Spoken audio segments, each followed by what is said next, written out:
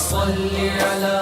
سيدنا ومولانا محمد وعلى بسم اللہ الرحمن الرحیم۔ السلام علیکم ناظرین و سامعین کرام۔ پروگرام یاد الہی میں روزانہ عظیم ہستیوں کے تذکارے پاک کیے جاتے ہیں، اور اس کے ساتھ ساتھ کچھ ایسے موضوعات پر گفتگو ہوتی ہے جن سے آپ کو رہنمائی حاصل ہوتی ہے۔ آج محمد بن قاسم رحمۃ اللہ تعالی علیہ فاتح سندھ آپ کے تذکارے خیر ہوں گے۔ اس سے پہلے کتاب الشفا سے آج کا وظیفہ، شیطانی فتنوں سے نجات کے لیے روحانی وظائف۔ سب سے پہلا وظیفہ جو اللہ تعالیٰ کا اسم مبارک یا مؤمنو 1000 مرتبہ لکھ کر تعویذ بنا کر اپنے پاس رکھے، شیطان کے فتنے سے محفوظ رہے اور کوئی دشمن بھی اس پر قابو نہ پائے گا۔ تو یہ اللہ تعالیٰ کا اسم مبارک یا مؤمنو 1000 مرتبہ لکھ کر تعویذ بنا کر اپنے پاس رکھیں، انشاءاللہ اللہ تعالیٰ شیطانی فتنوں سے حفاظت میں رکھے گا۔ دوسرا وظیفہ، یہ چند ایک کلمات ہیں، ان درج ذیل کلمات کو روزانہ کسی بھی نماز کے بعد 100 مرتبہ پڑھنے سے ظاہری اسباب کے بغیر بھی انسان ہمیشہ خوش رہے گا اور اچھی زندگی بسر کرے گا۔ کلمات سماعت فرما لیں، صحیح بخاری میں موجود ہیں، ان کا ترجمہ بھی اور کلمات بھی۔ لا الہ الا اللہ وحدہ لا شریک لہ، لا الہ الا اللہ وحدہ لا شریک لہ، لہ الملک ولہ الحمد، لہ الملک ولہ الحمد وہو علی کل شیء قدیر، وہو علی کل شیء قدیر۔ ترجمہ، نہیں ہے کوئی معبود مگر اللہ، وہ اکیلا ہے، اس کا کوئی شریک نہیں ہے، اسی کے لیے ساری بادشاہی اور تمام تعریفیں ہیں، اور وہ ہر چیز پر قادر ہے۔ تو یہ 2 روحانی وظائف ہیں، 2 عمل ہیں، ان کو ضرور اپنے معمول کا حصہ بنائیے، اپنے اعزاء قریبا، رشتہ دار، دوست احباب، پڑوسیوں، محلے دار، امت مسلمہ تک پہنچائیے۔ میرے آپ کے ہمارے بتانے سے اگر کسی بھی ہمارے مسلمان بہن بھائی، کسی مسلمان فرد کا فائدہ ہوتا ہے، انشاءاللہ یہ ہمارے لیے فائدہ، نجات، شفا، تینوں دنیا آخرت میں بھلائی کا باعث ہوگا۔ اللہ سبحانہ وتعالی مجھے آپ کو، ہم سب کو دین و دنیا آخرت کی بھلائیاں عطا فرمائے، آسانیاں عطا فرمائے، آسانیاں بانٹنے والا بنائے، مشکلات سے ہماری حفاظت فرمائے، آمین۔ جی ناظرین و سامعین، فاتح سندھ حضرت محمد بن قاسم رحمۃ اللہ تعالی علیہ، آپ کم عمری میں ہی اللہ رب العزت نے آپ کو وہ مقام و مرتبہ عطا فرمایا کہ جو بڑے بڑے لوگ پوری زندگیاں گزارنے کے بعد بھی وہ مقام و مرتبہ نہیں پا سکتے، اور بالخصوص حکمرانوں میں اور جہاد کرنے والوں میں، سلطنت، اسلامی سلطنت کے حوالے سے خدمات سر انجام دینے والوں میں آپ کا نام نمایاں ہے، امتیازی مقام کا حامل ہے۔ محمد بن قاسم علیہ الرحمہ، آپ طائف کے قبیلے بنو ثقیف یعنی ثقفی قبیلے سے تعلق رکھتے ہیں۔ یہ کائنات کا نظام ایسا ہے کہ بعض اوقات ایک ہی گھر، ایک ہی خاندان، ایک ہی قبیلے میں مختلف قسم کے لوگ موجود ہوتے ہیں۔ بعض لوگ بہت نیک ہوتے ہیں اور اسلام کی تعلیمات پر مکمل طور پر کاربند رہنے والے ہوتے ہیں۔ بعض ایسے ہوتے ہیں جن میں کچھ نیکیاں بھی پائی جاتی ہیں لیکن برائیاں اور خامیاں وہ زیادہ پائی جاتی ہیں۔ بعض ایسے ہوتے ہیں جو بدی ہی کا مجموعہ ہوتے ہیں، اور بعض اوقات تو یوں بھی ہوتا ہے کہ والد بہت نیک ہوتا ہے، بیٹا اس کے برعکس بہت ہی بد ہوتا ہے، حتیٰ کہ مسلمانوں کو، معاشرے کو نقصان پہنچانے والا ہوتا ہے۔ اور بعض اوقات اس کے برعکس بھی ہوتا ہے، والد بہت بد ہوتا ہے اور بیٹا جو ہے وہ بہت اچھا ہوتا ہے، حتیٰ کہ والد وہ کفر پر مرتا ہے، بیٹا جو وہ اسلام لاتا ہے اور اسلام کی موت نصیب ہوتی ہے، یا اس کے برعکس والد اسلام پر جان قربان کر دیتا ہے، اسلام پر اس کی موت آتی ہے، اور بیٹا جو ہے وہ کفر پر چلا جاتا ہے یا بدبختی پر چلا جاتا ہے، گمراہی پر چلا جاتا ہے۔ اور اس حوالے سے کئی مثالیں ہیں۔ سیدنا نوح علیہ السلام اللہ کے نبی ہیں، اللہ کے رسول ہیں، برگزیدہ اللہ کے مقرب بندوں میں شامل ہیں۔ اللہ تعالیٰ نے کتنا بڑا انعام فرمایا کہ نبوت اور رسالت سے نوازا، اور یہ وہ انعام ہے جو کسبی نہیں ہے، یعنی کوئی اپنی کوشش سے حاصل نہیں کر سکتا۔ یہ اللہ تعالیٰ نے 1,24,000 کم و بیش انبیاء و مرسلین علیہم الصلاۃ والتسلیم کو اس نعمت سے نوازا، اس امتیاز، اس خصوصیت، اس شرف سے نوازا، اور آخری نبی میرے آپ کے ہم سب کے آقا و مولا صلی اللہ علیہ وآلہ وسلم ہیں۔ آپ کے بعد تا قیام قیامت کوئی نیا نبی نہیں، کوئی نیا رسول نہیں۔ تو یوں بہت بڑا یہ شرف ہے۔ والد سیدنا نوح علیہ السلام ہیں، نبی ہیں، رسول ہیں، اللہ کے برگزیدہ بندے ہیں، اور مخلوقات میں نبوت سے بڑھ کر کوئی شرف ہی نہیں ہے۔ لیکن بیٹا جو ہے وہ چونکہ آپ پر ایمان نہیں لاتا، اور جب طوفان نوح آتا ہے سیدنا نوح علیہ السلام کو حکم دیا جاتا ہے کہ جو ایمان والے ہیں انہیں بھی کشتی تیار فرمائیے، اس کشتی میں بٹھائیے، اور ہر جانور چرند پرند کے ایک ایک جوڑا جو ہے نر اور مادہ وہ بھی اپنے ساتھ لے لیجیے۔ اس موقع پر آپ کا بیٹا جو ہے آپ اسے فرماتے ہیں کہ ایمان لے آؤ اور ہمارے ساتھ شامل ہو جاؤ، وہ ایمان نہیں لاتا۔ اللہ رب العزت نے قرآن مجید فرقان حمید میں اس کے بارے میں فرمایا اِنَّهُ لَيْسَ مِنْ أَهْلِكَ، اے نوح علیہ السلام وہ آپ کے اہل میں سے ہی نہیں، اگرچہ ظاہری طور پر تو آپ کا بیٹا ہے وہ،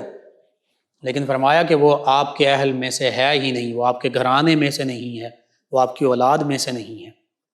صرف اس وجہ سے کہ اس نے کفر اختیار کیا، اسلام سے منہ موڑا۔ تو یہ مثال کہ والد گرامی جو ہیں وہ اللہ کے نبی ہیں، اللہ کے رسول ہیں، اللہ کے برگزیدہ بندے ہیں، انسانیت میں، مخلوقات میں سب سے بڑا شرف اور اعزاز نبوت اور رسالت کو انہیں عطا کیا گیا، لیکن بیٹا جو ہے وہ سب سے ارذل اور اسفل السافلین میں جا گرتا ہے، وہ کفر میں چلا جاتا ہے۔ تو یوں ہوتا ہے۔ لیکن باپ کا اگر اس کے برعکس یہ معاملہ ہو کہ باپ برا ہو، اس نے کوئی جرم کیا ہو، تو باپ کے جرم کی سزا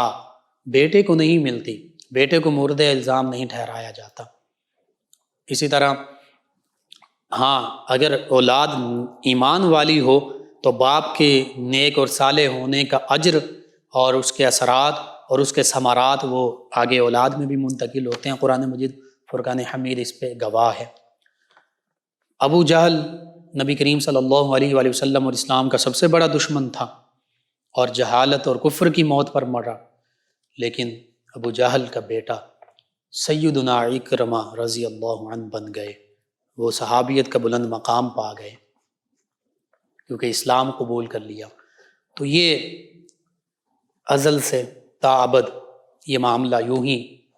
چلا آ رہا ہے، چلتا رہے گا۔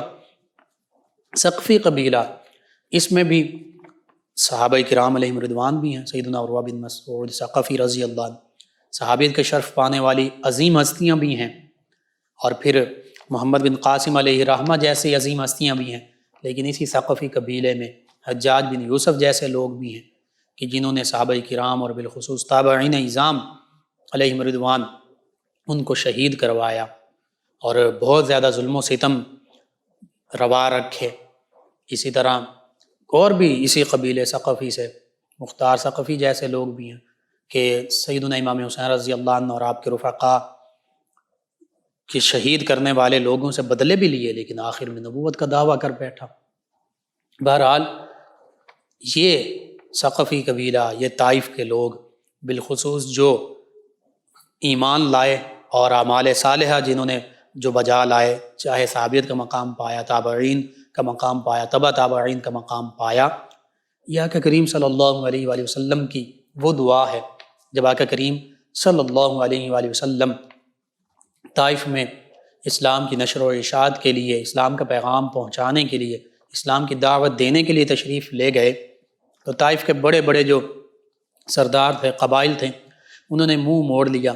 حتیٰ کہ چند شریر نوجوانوں کو نبی کریم صلی اللہ علیہ وآلہ وسلم کے پیچھے لگایا، جو آپ صلی اللہ علیہ وآلہ وسلم پر پتھر پھینکتے تھے، جس سے نبی کریم صلی اللہ علیہ وآلہ وسلم زخمی ہو گئے، حتیٰ کہ پاؤں مبارکہ بھی زخمی ہو گئے، اتنے زخمی ہوئے کہ آقا کریم صلی اللہ علیہ وآلہ وسلم کا جو مبارک جوتا تھا وہ بھی خون سے بھر گیا۔ اس موقع پر جب سیدنا جبریل امین علیہ السلام بھی حاضر ہوتے ہیں، پہاڑوں کا فرشتہ حاضر ہوتا ہے، عرض کرتے ہیں کہ اللہ کے پیارے حبیب صلی اللہ علیہ وآلہ وسلم آپ حکم دیجئے ہم اس بستی کو، ان طائف والوں کو پہاڑوں کے درمیان پیس کر رکھ دیں۔ تو آقا کریم صلی اللہ علیہ وآلہ وسلم فرماتے ہیں کہ یہ مجھے نہیں جانتے، یہ مجھے نہیں پہچانتے، ان کے لیے دعا فرماتے ہیں اور فرماتے ہیں کہ اللہ یہ قوم مجھے نہیں جانتی، ان کی نسل جو ہیں ان میں اس ایمان والے پیدا فرما دے، اور فرشتوں سے بھی یہی فرماتے ہیں کہ یہ قوم مجھے نہیں جانتی لیکن میں ان کے لیے بد دعا نہیں کروں گا، ان کی آنے والی نسلیں اسلام قبول کر لیں گی۔ تو بس اللہ کے پیارے حبیب صلی اللہ علیہ وآلہ وسلم کی وہ دعا قبول ہوتی ہے۔ صحابہ کرام علیہم رضوان کا شرف پانے والے اسی قوم میں سے ہوتے ہیں، پھر تابعین، تبع تابعین کا شرف پانے والے اسی قوم میں سے ہوتے ہیں، حتیٰ کہ محمد بن قاسم علیہ رحمہ یہ بھی طائف کے اسی ثقفی قبیلے سے تعلق رکھنے والے ہیں۔ آپ کا پورا نام نامی اسم گرامی عماد الدین محمد بن قاسم علیہ الرحمہ ہے، اور طائف کے ثقفی قبیلے میں 72 ہجری یا بعض روایات کے مطابق 75 ہجری میں آپ کی ولادت باسعادت ہوئی۔ عبد الملک بن مروان، اس کے زمانے میں حجاج بن یوسف یہ عراق کا حاکم اعلیٰ یعنی گورنر تھا، عراق کی جو مشرقی ریاستیں تھیں، اور حجاج بن یوسف یہ سیدنا حضرت محمد بن قاسم علیہ رحمہ جو ہیں ان کا چچا زاد بھائی ہے، یعنی یوسف اور قاسم آپ کے والد گرامی یہ آپس میں بھائی تھے۔ تو حجاج بن یوسف نے اپنے چچا قاسم ان کو بصرہ شہر کا گورنر متعین کیا۔ بصرہ بھی عراق کا شہر ہے۔ یوں محمد بن قاسم علیہ رحمہ کے والد گرامی جو ہیں یہ بصرہ میں سکونت پذیر ہوئے، یہیں بصرہ میں آپ کی ولادت باسعادت ہوئی۔ محمد بن قاسم علیہ رحمہ یہاں پر آپ پلے بڑھے اور بچپن یہیں گزارا۔ بچپن میں ہی آپ کے والد گرامی جو ہیں قاسم ان کا وصال ہو گیا، اور پھر یتیمی کی حالت میں بصرہ میں پلے بڑھے، پروان چڑھے۔ یہیں بصرہ میں آپ نے قرآن و سنت کی تعلیمات بھی حاصل کی، مکتب میں بھی جاتے پڑھتے بھی، اور اس کے ساتھ ساتھ جو عسکری تربیت ہے یہ بھی بصرہ میں ہی آپ نے پائی۔ شمشیر زنی، نیزہ بازی، گھڑ سواری، جتنے حربی ضرورتیں تھیں ان کو آپ نے یہاں پر پورا کیا، وہ حربی مشقیں آپ نے پوری کی، اور نوجوانی میں ہی ایک مکمل مضبوط مجاہد بن کر ابھرے، حتیٰ کہ ذہین بھی تھے، فتین بھی تھے، شجاع بھی تھے، بہادر بھی تھے، نڈر بھی تھے۔ آپ کی یہ ساری خصوصیات جو ہیں وہ حجاج بن یوسف تک بھی پہنچی، وہ حکمرانوں تک پہنچی۔ تو بس حجاج بن یوسف نے پھر اپنے خاص فوجیوں کی تربیت کے لیے جو شہر واسط تعمیر کیا تھا، بنایا تھا، بسایا تھا، اس شہر میں آپ نے مکمل فوجی تعلیم و تربیت پائی، جنگی حکمت عملی میں کمال مہارت حاصل کی، اور پھر اس کے بعد اسلامی فوج کا آپ حصہ بن گئے، اسلامی فوج میں شامل ہو گئے۔ آپ کے اگر ظاہری جو اللہ تعالیٰ نے حسن و جمال آپ کو عطا فرمایا اس کا ذکر کیا جائے تو خوبصورت، حسین و جمیل آپ نوجوان تھے، بڑی بڑی آنکھیں اللہ رب العزت نے آپ کو عطا فرمائی تھیں، پیشانی جو تھی آپ کی وہ کشادہ تھی، چوڑی تھی، بازو گول تھے، چوڑی کلائیاں، اور پھر بھرا ہوا بدن یعنی صحت مند تھے، گلابی رنگ، آواز آپ کی روب دار اور بھاری تھی۔ یہ اللہ تعالیٰ نے آپ کو قدرتی طور پر، فطری طور پر یہ خصوصیات، ان ظاہری خصوصیات سے بھی نوازا تھا۔ اور پھر اس کے ساتھ ساتھ فولادی قلب و جگر آپ کو اللہ نے عطا فرمایا، حلیم الطبع تھے، بہت نرم دل تھے، رحم دلی کرنے والے تھے، اسی طرح شیریں زباں تھے، بہت خوبصورت میٹھی گفتگو فرماتے، محبت کے ساتھ گفتگو کیا کرتے، اور پھر ہنس مکھ چہرہ رکھتے تھے، یعنی لوگوں کے ساتھ خندہ پیشانی کے ساتھ پیش آتے، ہنستے مسکراتے ہوئے ملتے، گفتگو کرتے۔ تو یہ خصوصیات بھی اللہ تعالیٰ نے ان تمام خصوصیات سے آپ کو نوازا۔ فوج میں چونکہ جلد ہی آپ آفیسر بن گئے، فوج میں بڑے عہدے پر آپ سپہ سالار کے عہدے پر اللہ تعالیٰ نے آپ کو یہ عہدہ عطا فرمایا اور اس عہدے پر فائز ہوئے، تو آپ کے ماتحت جو آپ سے عمر میں بڑے ہوتے ان کے ساتھ بھی بڑی ادب اور احترام کے ساتھ آپ سلوک کرتے، ادب احترام کے ساتھ پیش آتے۔ یہ بہت بڑی بات ہے کہ اگر آپ کے ماتحتوں میں آپ سے عمر میں بڑے لوگ موجود ہوں تو عام طور پر رویہ اختیار کیا جاتا ہے کہ چونکہ وہ ماتحت ہیں تو ہر ایک کو ایک ہی طریقے سے ہر ایک کے ساتھ سلوک کیا جاتا ہے، لیکن اللہ تعالیٰ نے آپ کو یہ نمایاں اوصاف جو عطا فرمائے ان میں سے ایک یہ بھی تھا کہ آپ کی فوج میں جو آپ سے بڑی عمر کے تھے، چاہے وہ آپ کے ماتحت تھے یا چاہے وہ آپ کے ساتھ تھے، کولیگ تھے، ان سب کے ساتھ آپ بڑے محبت، احترام اور ادب سے پیش آیا کرتے تھے۔ اسی طرح 15 برس کی عمر میں ہی آپ ایران کے مختلف علاقوں میں مختلف مہمات میں شامل رہے، سپہ سالار کے طور پر وہاں موجود رہے۔ اللہ تعالیٰ نے آپ کو وہاں پر بھی فتح و نصرت سے نوازا، جرجان کے علاقے کی طرف پیش قدمی کی، فتح و نصرت سے اللہ نے نوازا۔ پھر شیراز جو ایک معمولی سی چھاونی تھی، صرف فوج کا بسیرا کرنے کا علاقہ تھا، اس کو آپ نے بسایا اور پھر اس کو ایسے بسایا، اس کی بنیاد ڈالی، اس کو تعمیر کیا، اس کو بسایا کہ پھر بعد میں یہی شیراز شہر جو ہے یہ فارس یعنی ایران کا دارالسلطنت بنا، کیپٹل بنا۔ پھر 17 برس کی عمر میں ایک جلیل القدر منجے ہوئے فوجی کمانڈر کی حیثیت اور شہرت آپ پا چکے تھے، پوری اسلامی دنیا میں آپ کا نام جو ہے وہ چمکنے لگا تھا، مشہور و معروف ہو گیا تھا کہ محمد بن قاسم بہت نڈر، بے خوف، جرئی، بہادر، شجاع فوجی کمانڈر ہیں، سپہ سالار ہیں۔ شاید اسی لیے 17 برس ہی کی عمر میں آپ کو فارس کے دارالسلطنت یعنی کیپٹل شیراز کا گورنر بھی مقرر کیا گیا۔ فوج کے بھی سب سے بڑے عہدے منصب پر فائز رہے، جرنیل رہے اور سپہ سالار رہے، کمانڈر رہے، اور اس کے ساتھ ساتھ جو دارالسلطنت ہے ایران کا شیراز، اس کے بھی سب سے بڑے عہدے پر آپ فائز ہوئے۔ انتظامی اور عسکری تمام عہدوں پر، بڑے بڑے عہدوں پر فائز رہے، لیکن اس دوران اسلام اور مسلمانوں کے لیے خدمات سر انجام دیتے رہے، عام معمول کے حکمرانوں کی طرح عیش و عشرت میں نہیں پڑے، عیاشی میں نہیں پڑے، دیگر بے راہ روی کا شکار نہیں ہوئے، حالانکہ کم عمر ہیں، 17 سال کی عمر ہے۔ آج ہم 17 سال کے نوجوان کو دیکھیں تو وہ میٹرک یا میٹرک کے بعد کی کلاسز میں تعلیم پا رہا ہوتا ہے، اور عسکری یا انتظامی حوالے سے کوئی اس پر ذمہ داری نہیں ہوتی، اور بس عام جو ایک معمول کی روٹین کی تعلیم ہے اس میں مشغول ہوتا ہے۔ لیکن اسی عمر میں محمد بن قاسم علیہ الرحمہ،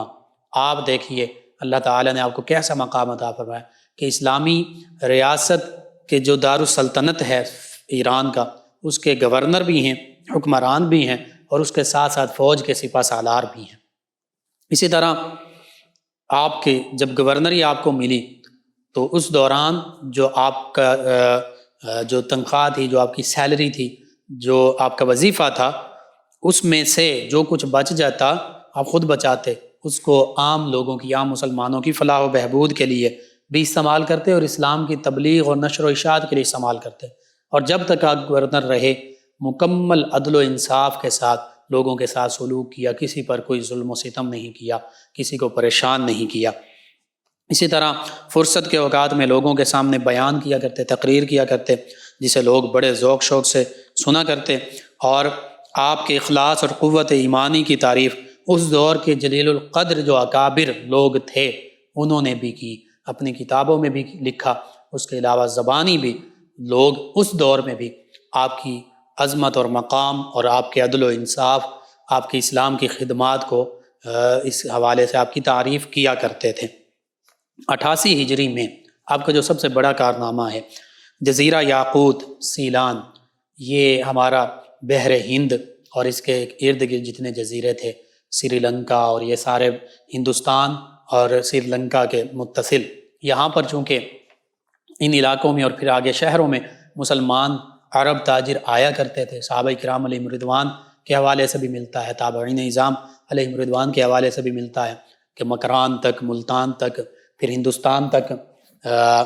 تجارت کے حوالے سے بھی اکثر یہ ہستیاں تشریف لائیں اور یہاں پر آ کر آباد بھی ہوئے، اور اس کے علاوہ مکران تک، بلوچستان تک اور ان علاقوں تک بعض فوجی دستے بھی آئے۔ بہرحال یوں مسلمان یہاں آباد تھے۔ تو 88 ہجری میں جزیرہ یاقوت، جسے سیلان بھی کہتے ہیں، یہاں کے بادشاہ نے عربوں سے اچھے تعلقات قائم کرنے کے لیے ایک جہاز عراق کی طرف روانہ کیا، جس میں یہاں رہنے والے یتیم اور بیوہ مسلمان عورتیں اور بچے بھی سوار تھے۔ جب یہ جہاز سندھ کی بندرگاہ دیبل سے گزرا، موجودہ کراچی کے قریب یہ بندرگاہ ہوتی تھی، تو سندھ کے کچھ لوگوں نے، راجہ داہر کے جو پشت پناہی جنہیں حاصل تھی، انہوں نے، ڈاکوؤں نے، لوگوں نے اس جہاز کو لوٹ لیا۔ حجاج بن یوسف نے فوراً اپنا خاص ایمبیسیڈر، نمائندہ، سفیر، ایلچی جو ہے وہ راجہ داہر کی طرف روانہ کیا اور خط لکھا، اور اس خط کے ذریعے معقول انداز میں راجہ داہر سے مطالبہ کیا کہ وہ ان قیدیوں کو آزاد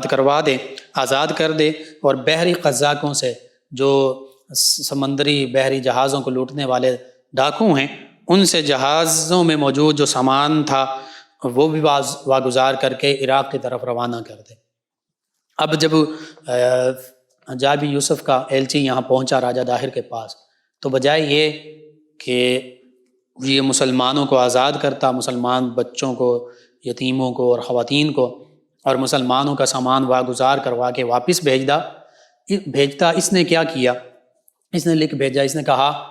ایلچی کے ذریعے کہ جی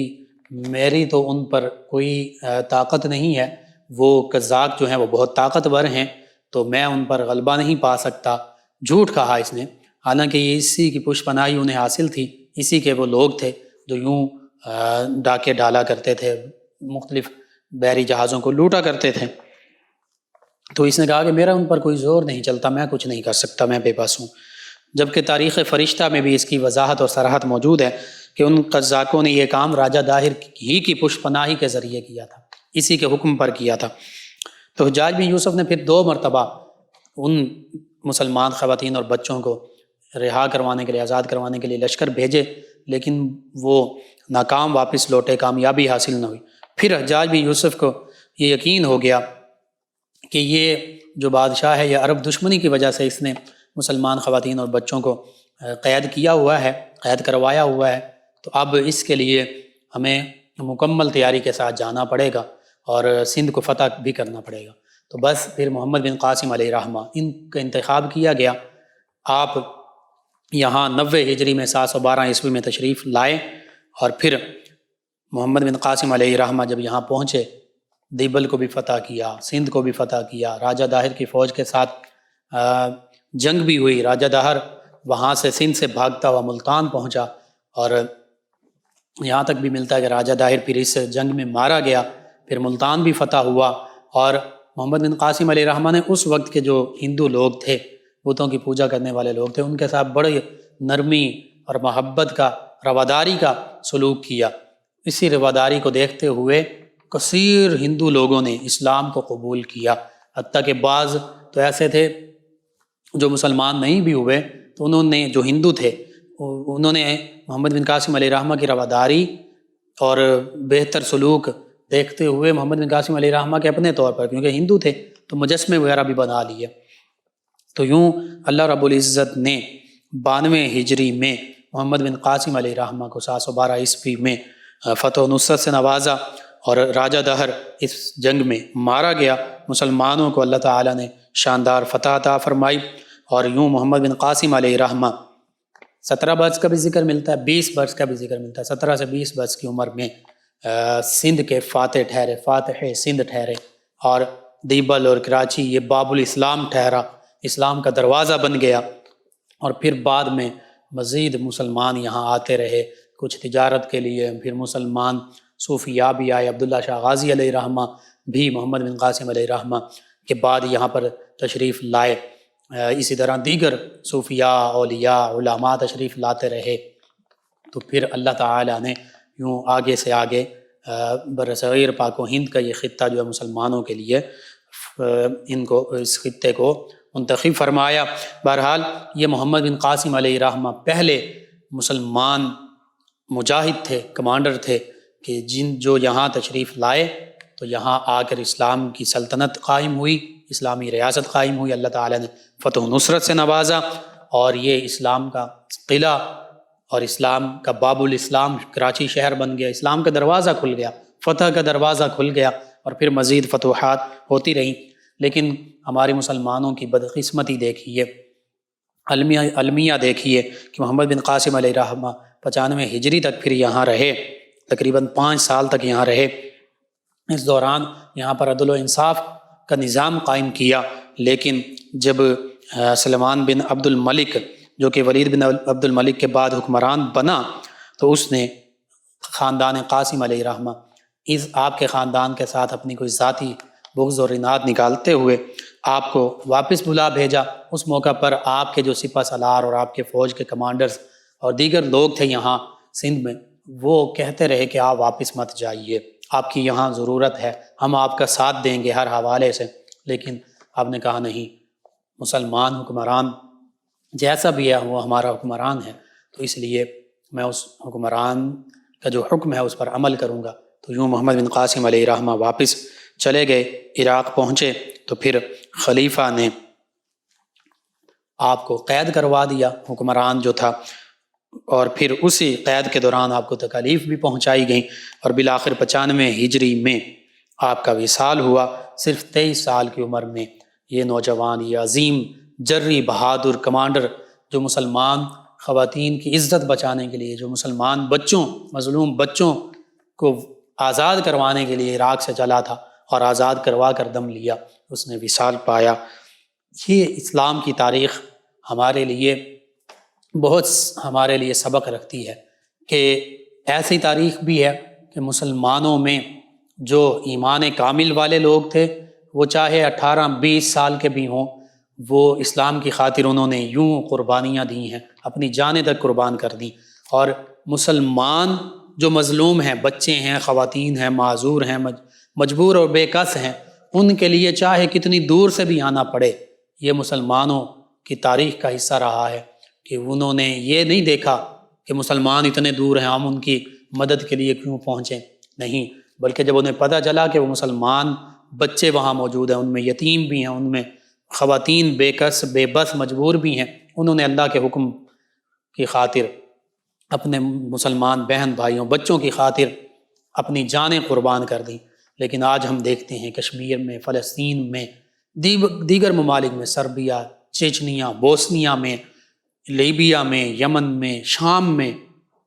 کہاں کہاں مسلمانوں پر ظلم و ستم نہیں کیا جا رہا، مسلمانوں کے بچوں کو بے دردی سے شہید کر دیا جاتا ہے، خواتین کی عصمت دری کی جاتی ہے، خواتین کی عزتیں لوٹی جاتی ہیں، ان کے ساتھ ایسا ظالمانہ سلوک روا رکھا جاتا ہے، نوجوانوں کو شہید کر دیا جاتا ہے، بوڑھوں کو شہید کر دیا جاتا ہے۔ ان تمام ممالک میں ہمارے سامنے ظلم ہو رہا ہے، لیکن کوئی محمد بن قاسم علیہ رحمہ کا نام لینے والا کیا نہیں ہے، کوئی سلطان صلاح الدین ایوبی علیہ رحمہ کا نام لینے والا نہیں ہے، کوئی ان کا پیروکار حکمران ہمیں میسر نہیں ہے،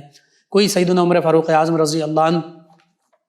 کا پیروکار حکمران ہمیں میسر نہیں ہے کہ جن مظلوم لوگوں کے لیے اٹھے،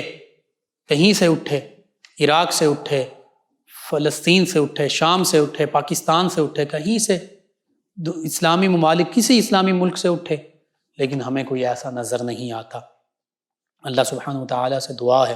اللہ تعالیٰ ہمیں کوئی ایسا حکمران عطا فرما دے جو ان مسلمانوں کی داد رسی کرنے والا ہو، ان کی فریاد کو پہنچنے والا ہو، اور یوں ہی محمد بن قاسم علیہ رحمہ کی طرح، سلطان صلاح الدین ایوبی علیہ رحمہ کی طرح، سلطان محمود غزنوی علیہ رحمہ کی طرح مسلمانوں کے لیے وہ نجات دہندہ ٹھہرے۔ آمین۔ اللهم صل على سيدنا ومولانا محمد وعلى آپ سماعت فرما رہے ہیں پروگرام یاد الہی۔ ناظرین و سامعین، اس دوران ہمیں جوائن کیا ہے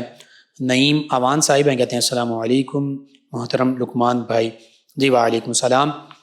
کہتے ہیں میرا بیٹا 2 ماہ کا ہو گیا ہے، اس کا نام محمد ابو بکر رکھا ہے مگر درج نہیں کروایا، میرا ارادہ ہے 2 سال کے بعد اس کا نام درج کرواؤں، کیا یہ جائز ہے یا نہیں؟ رہنمائی فرما دیں۔ جی اس حوالے سے میں یہی مختصراً عرض کروں گا کہ یہ بہتر نہیں ہے، بہتر یہی ہے کہ جو اس کی عمر ہے اس کے مطابق درج آپ کروائیں، چاہے 2 سال بعد کروائیں، لیکن یہی جو اس کی اصل ڈیٹ آف برتھ ہے اس پہ کروائیں۔ نسیم ہیں ہمارے ساتھ، انہوں نے کہا السلام علیکم بھائی، کیسے ہیں آپ؟ جی وعلیکم السلام الحمدللہ۔ ایم عبداللہ صاحب ہیں فیصل آباد سے، کہتے ہیں السلام علیکم۔ جی وعلیکم السلام۔ کہتے ہیں how are you? I am fine. انہوں نے اپنی والدہ کے بہن بھائیوں کا ذکر کیا کہ ان کے گھر میں بہت اتفاق اتحاد تھا،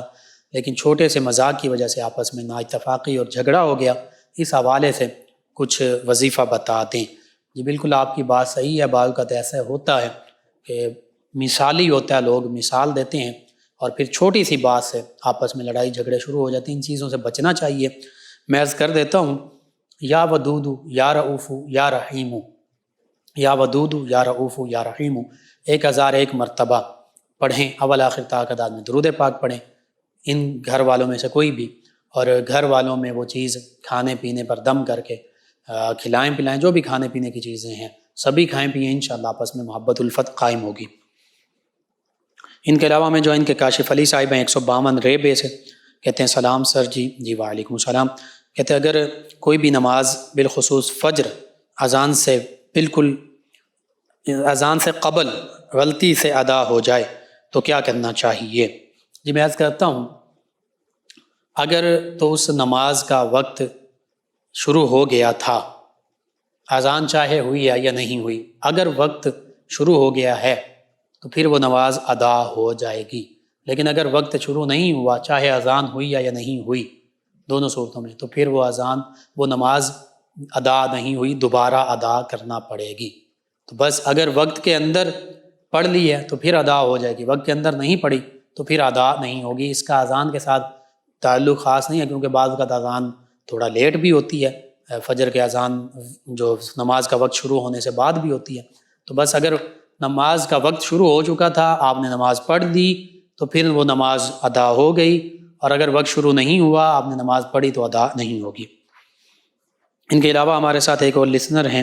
یہ کہتے ہیں السلام علیکم، کیا حال ہے؟ جی وعلیکم السلام۔ اکرم صاحب ہیں فیصل آباد سے، انہوں نے کلام کہا کہ جگہ جی لگانے کی دنیا نہیں ہے، عبرت کی جا ہے تماشا نہیں ہے، یہ لگا دیں۔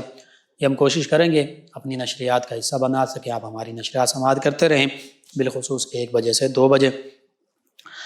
ان کے علاوہ ہمیں جوائن کیا سلمہ صاحبہ، کہتی میری بیٹی کا بڑا آپریشن ہوا ہے اور اس کے پیٹ میں ہرنیا ہے، اس کے لیے کوئی علاج؟ جی میں عرض کر دیتا ہوں، ہرنیا کے حوالے سے، جس کو ناف بھی کہتے ہیں، ناف ٹل جانا یا ہرنیا، اس حوالے سے سورۃ الفاتر اس کی آیت مبارکہ 41 لکھ کر ناف کی جگہ پر باندھ دیں اور ناف اپنی انشاءاللہ جگہ پر آ جائے گی، اور اگر مستقل باندھا رہے تو ناف اپنی جگہ پر ہی رہے گی۔ اور دوسرا یہ کہ ناف پر انگوٹھا رکھ کر 1 مرتبہ سورہ فاتحہ اور 1 مرتبہ سورہ ناس پڑھیں۔ جب سورۃ الناس پڑھیں تو الناس کے لفظ کو 3 بار پڑھیں، الناسو الناسو الناسو، پھر مکمل سورت پڑھیں، اور اس طرح یہ عمل 11 دن تک کریں، انشاءاللہ ہرنیا کے مرض سے افاقہ ہوگا اور ناف اپنی جگہ پر واپس آ جائے گی۔ ان کے علاوہ ہمیں جوائن کیا ہے ایک اور ہمارے لسنر ہیں، اور یہ کہتے ہیں لیکوریا کا وظیفہ بتا دیں۔ جی لیکوریا کے حوالے سے میں لیکوریا کا علاج بتاتا ہوں۔ سورہ ہود کی آیت مبارکہ 44 اور سورہ ملک کی آیت مبارکہ 30 یہ لکھ کر تعویذ بنا لیں، اور وہ تعویذ پیٹ پر باندھ لیں، تعویذ ناف کے اوپر آئے، اور ان آیات کو پڑھ کر اپنے اوپر دم بھی کرتے رہیں، یا پانی پر دم کر کے پانی بھی پیتے رہیں، انشاءاللہ اللہ تعالیٰ شفا عطا فرمائے گا۔ دوسرا علاج یہ ہے روحانی علاج، یہ اللہ تعالیٰ کے اسماء مبارکہ، ان کو کاغذ پر 21 مرتبہ لکھ کر مریضہ کو پہنائیں، انشاءاللہ اس مرض سے نجات ملے گی۔ اسماء مبارکہ کے ہاں یا حیو یا قیوم یا مصور الارحام، یا حیو یا قیوم یا مصور الارحام، انشاءاللہ اللہ تعالیٰ شفا عطا فرمائے گا۔ وکیل صاحب ہیں، وکیل حسن صاحب، انہوں نے ہمیں جوائن کیا، کہتے ہیں پروگرام بہت اچھا ہے، 22/7 چاک انہوں نے لکھا ہے، یہاں سے جوائن کیا۔ اور نور العین صاحب ہیں فیصل آباد سے، کہتے ہیں سلام جی، وعلیکم السلام، کہتے ہیں بھائی کیسے ہیں آپ؟ جی الحمدللہ، کہتے ہیں آپ کا پروگرام بہت اچھا ہے، ہم ڈیلی سنتے ہیں۔ خواب کے بارے میں انہوں نے کہا کہ کوئی عورت فوت شدہ ہے، اس کو خواب میں دیکھا، تو اس حوالے سے بتا دیں۔ جی اگر آپ اسے جانتے ہیں، نہیں بھی جانتے تو اس کے لیے ایصال ثواب کیجئے، اور اس میں کوئی پریشانی کی ضرورت نہیں ہے۔ دوسرا، خواب میں اپنے آپ کو قبرستان میں دیکھنا، تو اس حوالے سے ایک یہ بھی ہو سکتا ہے کہ موت اور اپنی زندگی اور آخرت، اس حوالے سے بھی آپ موت کو یاد کیجئے، یہ بھی ایک اس طرف اشارہ ہو سکتا ہے، اور اس میں بھی گھبرانے کا ایسا معاملہ نہیں ہے۔ تیسرا آپ نے کہا ناگ، سانپ وغیرہ دیکھنا، اور کہا کہ جو میری آپی کو مارنے کے لیے آ رہا ہے، تو انشاءاللہ اللہ تعالیٰ خیر فرما دے گا۔ بظاہر یہ دشمن کی طرف نشاندہی ہوتی ہے، تو اس حوالے سے صدقہ خیرات کیجیے، اللہ کو یاد کیجیے، انشاءاللہ اللہ تعالیٰ بہتر فرمائے گا۔ ایک اور لسنر ہیں، یہ کہتے ہیں السلام علیکم، کیسے ہیں بھائی؟ جی وعلیکم السلام، الحمدللہ، کہتے ہیں آپ کا پروگرام اچھا ہے، خارج کا کوئی وظیفہ بتا دیں۔ سونیا یاسر صاحبہ ہیں کوہ نور فلیٹ سے۔ جی میں عرض کرتا ہوں، یا رقیبو، اس کو 300 مرتبہ پڑھیں پانی پر، اور جو میڈیسن لگا رہے ہیں اس پر دم کر کے پانی بھی پی لیں، میڈیسن لگا لیں، اور اس کے ساتھ سورۃ الطارق 30ویں پارے میں سورہ والطارق، اس کو 3 مرتبہ پڑھ کر دم کر دیں۔ اس میڈیسن پر بھی آئنٹمنٹ وغیرہ اگر کوئی ہے، کوئی کریم ہے جو لگانے والی ہے، اس پر اور پانی پر دم کر دیں، انشاءاللہ اللہ تعالیٰ شفا عطا فرمائے گا۔ جی ناظرین و سامعین، آپ کا شکریہ، آپ ہمیں اپنے فیڈ بیک سے آگاہ کرتے ہیں، پسندیدگی سے نوازتے ہیں۔ پروگرام یاد الہی کا وقت ختم ہوا چاہتا ہے، انشاءاللہ کل صبح دوبارہ آپ سے ملاقات ہوگی پروگرام یاد الہی میں۔ اپنے میزبان محمد لقمان رضا اور ہماری ٹیم کو اجازت دیجیے، اللہ نگہبان۔ اللہم صل علی سیدنا و مولانا